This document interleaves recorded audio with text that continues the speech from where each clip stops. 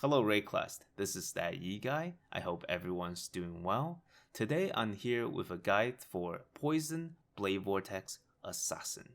This is a really strong build that I have used in the beginning of the league to clear Uber Elder, Uber Aziri, and pretty much every content in the game. So let's jump into it. Let's talk about the pros of the build. So the build can be very cheap. So the main weapons is Obliteration Wand and Cold Iron Point Daggers, which both are really cheap. And the chest, you can use Tabula Rasa for in-game item. And once you have some currency, all you have to do is get some better chest. And it's just all very flexible. And the gloves for the build is also quite cheap as well. I'm gonna get into that once I go over all the items, but just know that it doesn't take much currency to get started, and I highly recommend this as a starter as well. So in terms of clear speed, it's also really fast. We can run through packs with a new Ascendency for Assassin. We can go at extremely fast speeds and avoid all the critical strikes. So the gameplay is quite smooth once you have just the basic starting items. Now for the con of a build. It is a problem with a lot of damage over time builds, and because we're playing poison variant of Blade Vortex, this also applies. So because we're playing damage over time, we don't instantly kill enemies early on when our damage isn't quite up there yet. So we have no problem clearing content, it's just that it takes us a second or two. But this becomes less of a problem later on once you have just scale poison to a ridiculous degree, at which point things die in less than a quarter of a second to the poison itself, and then it becomes no longer a problem. But I feel like it's a very valid concern to just, when you're running around in the beginning, clearing when you just get to maps, if you don't have really good gear, sometimes it can be hectic running around just trying to avoid things while they die. So that's the con of the build, but it's something that can be overcome over time with gear, better higher level, and just skills. Now let's talk about skill trees. So if you open up the path of building link I'm gonna post with the video, you're gonna see something like this once you open it up. So if you go to the skill tree section, you can actually see that I have put a leveling skill tree for the build as well. So if you're just starting out, I recommend Blade Vortex as the leveling skill. But before we get to the end game, I would say definitely use Blade Vortex as just normal Blade Vortex and not the poison variety, which is why the tree is very different right now. So starting from the shadow node, we go right and take the physical and chaos nodes, go down, and I would take Fang of a Viper and take a Willful Blade. These are really good physical damage nodes, will help you in the leveling experience. I will go up and take Trickery, and at this point, personally, I like to go down and go around, and it looks like I'm wasting a lot of points, but I am prioritizing exceptional performance and the skill donation nodes near it. Because earlier on, before we get Spell Echo, it is kind of hard to maintain the Blade Vortex stacks. And this will make it much easier when you're leveling to just make it feel smoother. You just cast a couple stacks, they last longer. And yeah, it's just very nice to have. And then at this point, we're close to the life wheel. You can go ahead and take that if that's what you want. Or you can go over and start working towards the more damage-oriented nodes up here. And eventually there are area clusters over here and more life as well. So this is kind of roughly what you would do to take you to the end game. And if you get to the end game and you feel like you're not ready to switch to the poison yet, you can continue this tree along and then maybe take the damage, the critical strike nodes, and take the critical strikes here, and pretty much fill out your build with more critical strikes. There are a bunch of places you can access more of that. You can take more life here as well to really just fill out the tree. So I'm gonna go ahead and now talk about the in-game skill tree as well. If you go down and go to default, that's gonna take you to what I use for my assassin. So this, something you might realize is there's Eldritch Battery and Perfect Agony that I've taken. So the reason I took Eldritch Battery is because with the change to mana, it becomes harder to sustain the mana you need for Blade Vortex. And because I don't want to like worry about it, and I don't like having a slot of my potion bar be mana potion, I managed to just take Eldritch Battery. And because of this, I also took this node right here. It's Soul Thief. It allows you to leech your spell damage as energy shield. The combination of these two nodes is what allows me, once I start playing, to just go fast, cast all the spells I want, and not worry about mana. And at the same time, it allows me to reserve 100% of my actual mana to run multiple auras. So that's just something nice to have. And Perfect Agony is another one I want to point out. So you don't want to take Perfect Agony too early. Ideally, you can go on path of building and just toggle it and to see what your gear is at. And once you see that, going to Perfect Agony will boost your damage by a lot, in which case it boosts my DPS by almost 20%, or well, more than 20%. So that's when I can see, okay, this is perfect. So I will take this node and my build will be stronger for it. But it takes a decent amount of gear and high enough level to reach this point. So that's not something you should take early. But yeah, we also switched from Force Shaper all the way to Atrophy. So that's also a switch that we made. Went from area to just spell crit. And yeah, a bunch of jewel nodes, and we put a bunch of jewels. There are only a couple things that we need specifically for the build. I'm gonna go before I get to that, there's the Ascendency. So with the new changes, Mistwalker became a possible Ascendency. So if I wanted to pad my numbers in path of building, I could just take Deadly Infusion instead. It looks much better. Oh, look, it's another 15% more DPS, but honestly, I think Mistwalker is a very, very good node. It allows you to run faster, it mitigates a lot of damage, and it just makes the clear much smoother. More cast speed is also going to make you maintaining the Blade Vortex feel so much smoother. So I honestly recommend it, and just, yeah, Mistwalker all the way. So aside from that, I took Noxious Strike, Toxic Delivery, and Unstable Infusion as well. So this is very good for Blade Vortex. And it just, earlier on, if you want, you can also take Opportunistic instead of Unstable Infusion, and that will get the job done. And later on, you can spec out of it if you want. So this is what I recommend for Ascendency. Personally, I went Mistwalker first, and then I went Noxious Strike, and then I went Toxic Delivery. But if you don't plan on switching to Poison very early, you can, instead of taking Toxic Delivery first, you can take Unstable Infusion first, or with the option of taking this node and switching out of it later. So yeah, that's pretty much it for the skill tree. I do also want to point out, on path of building, something that people might not know.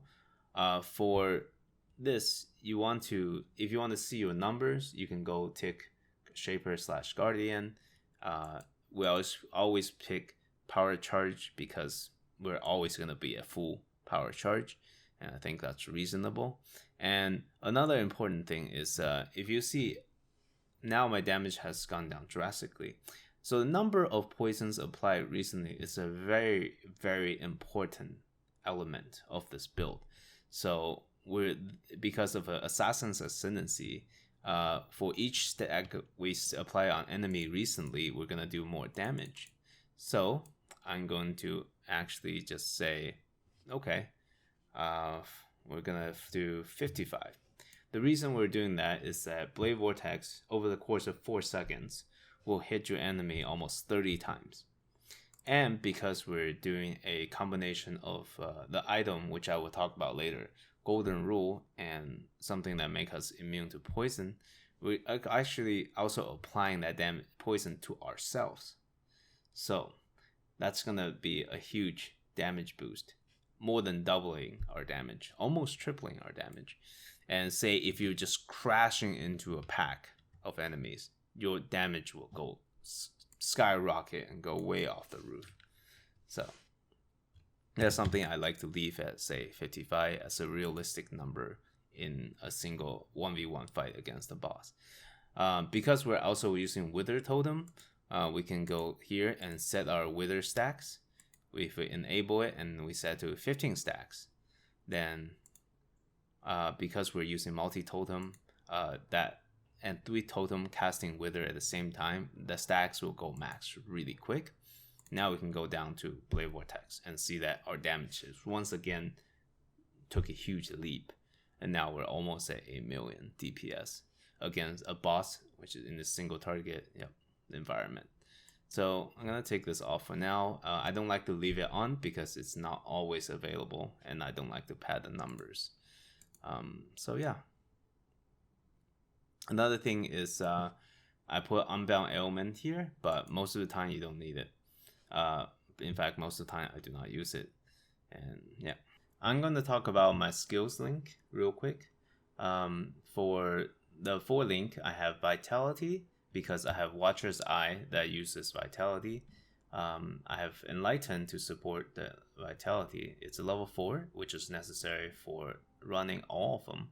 But until you have a level 4 Enlighten, for the longest time, all I did was just run Vitality and Malevolence. And also for the Curse, I either have a Curse on Hit Glove, or when you get Solstice Visual, you can go ahead and just get something else on the glove and just go ahead and reserve Temporal Chains as well for free. So Vitality and Benevolence is the 2 things I prioritize, and Herald of Agony or Aspect of the Spider once you can have Enlightened support. And so I'm going to talk about skills. For the 4 link, I like to reserve Vitality and Malevolence. And when you have the money for a 4 link, level 4 Enlighten, you can actually also put in Herald of Agony in the build. Alternative choices are, say, Aspect of a Spider, or if you want to reserve a Curse and you don't want to get a Curse on Hit Gloves, that also works.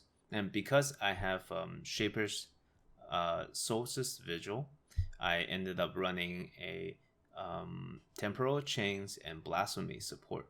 So another cheap option is you can actually get, because we're using a specific unique glove, you can get Curse on Hit gloves for pretty cheap. Say Despair on hit, or Temporal Chains on hit, or Enfeebles on hit. All of that is pretty good. So if you can, for the in-game, you want Blasphemy support Temporal Chains and Enhance to support the Blasphemy itself. So Blade Vortex, I'm literally just leveling this gem in this slot. And so you can pretty much, it's very flexible slot you can use, and I'm leveling a bunch of gems. For another important link is Wither, Spell Totem support, and Multi-Totem support. So this is how we apply Wither stacks. And when you're against a boss that has a lot of HP, this practically doubles our damage. So that's very useful.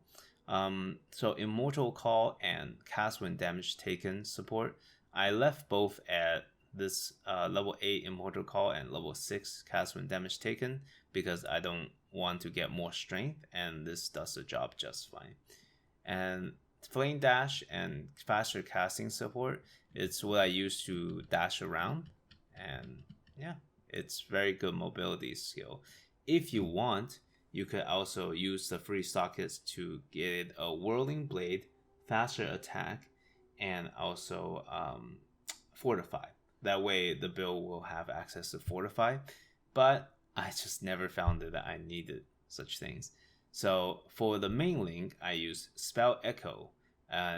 If you want to drastically boost the damage, you can also put in Unbound Ailment. But for the most content in the game, you do not need it. And my damage has gotten so good that I don't actually put this in anymore. I just leave this in my inventory.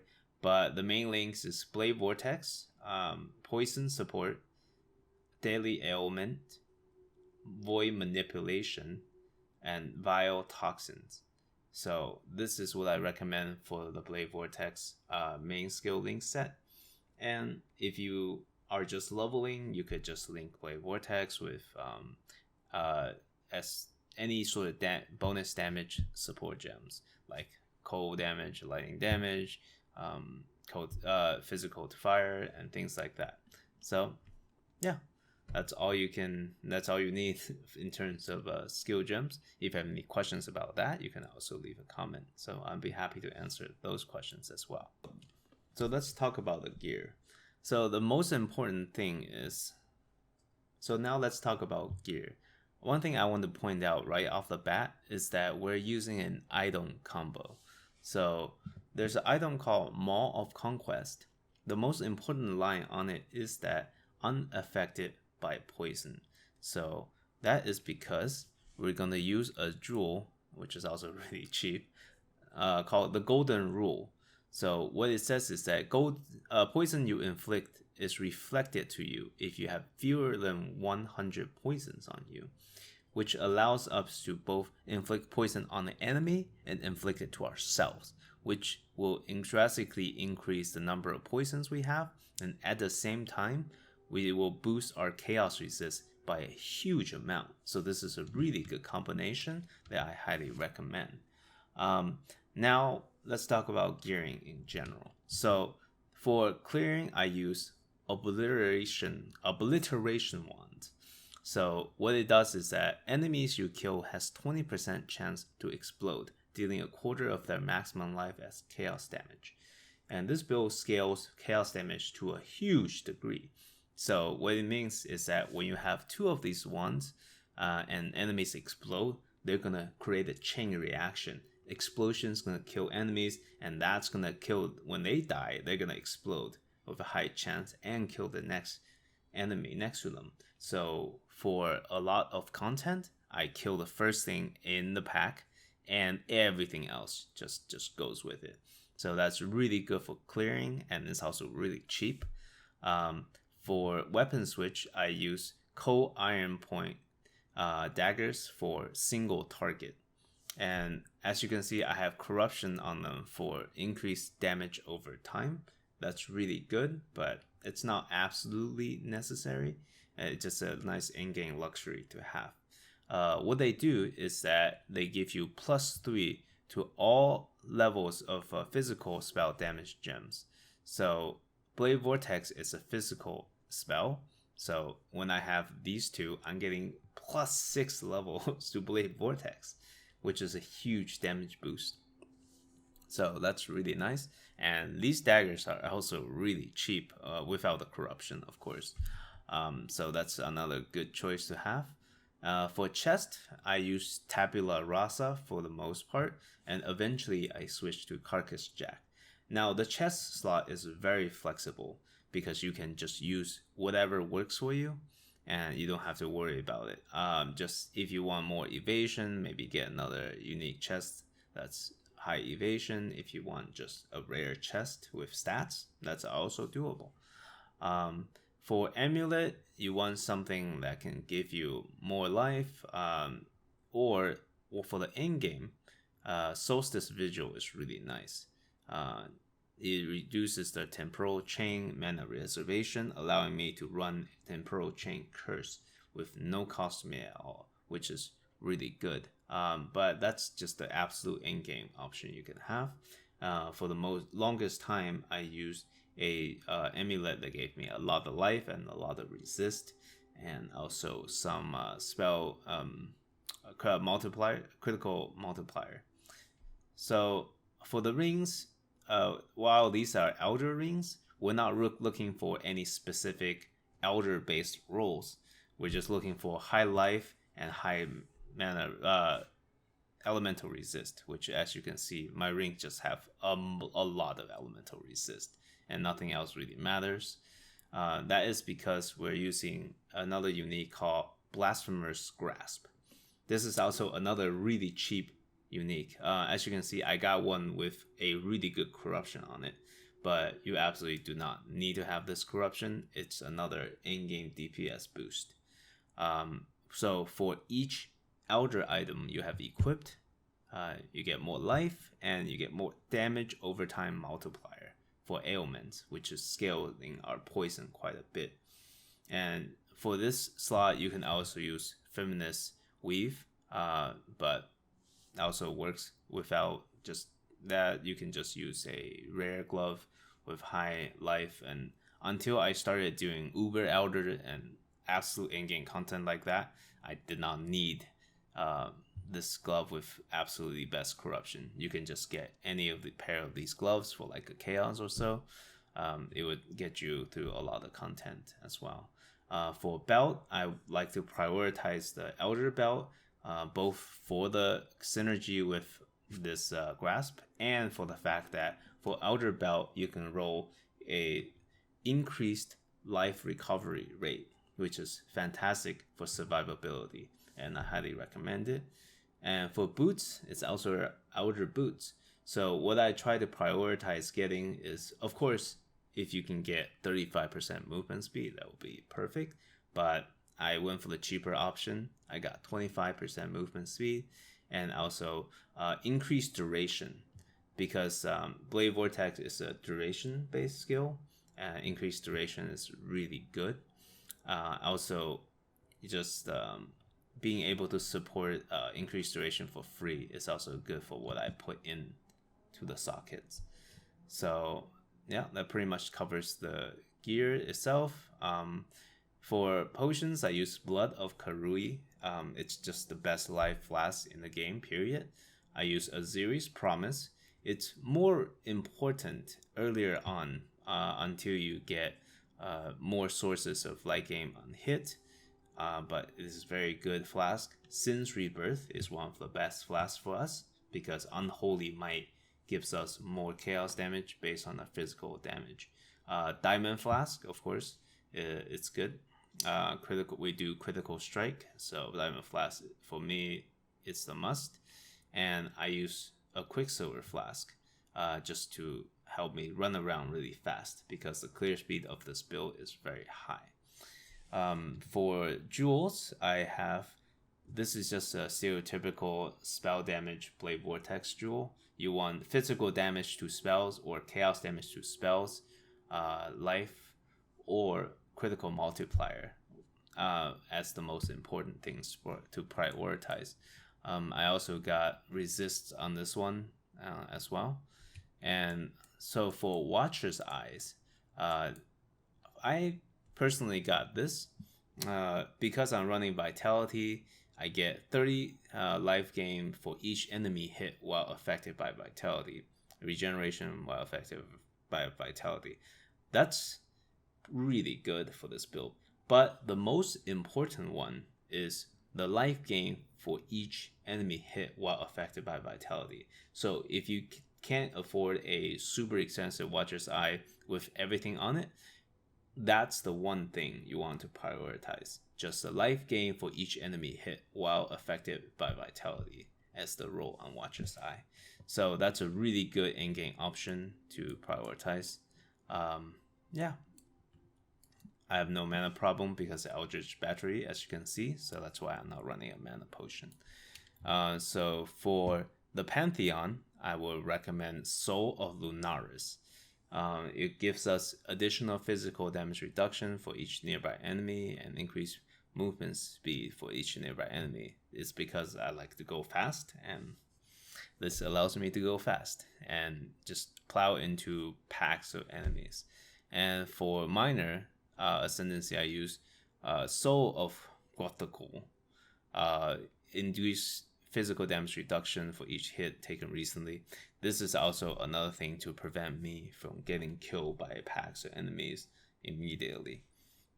So yeah, that's actually it for this guide. If you have any questions, please leave it down in the comments below. As you can see, if you have watched my past videos, I always try to answer questions as fast as I can. So if I'm busy or whatever, I will still try to get to your questions within a day or so if I can. So yeah, if you feel free to ask, leave anything down below. And I guess, yeah, if you like the video, subscribe. I will probably be playing the next couple leagues as well. And if I have interesting content, I will put it up on my channel. So thanks for watching, and I hope you have a good day.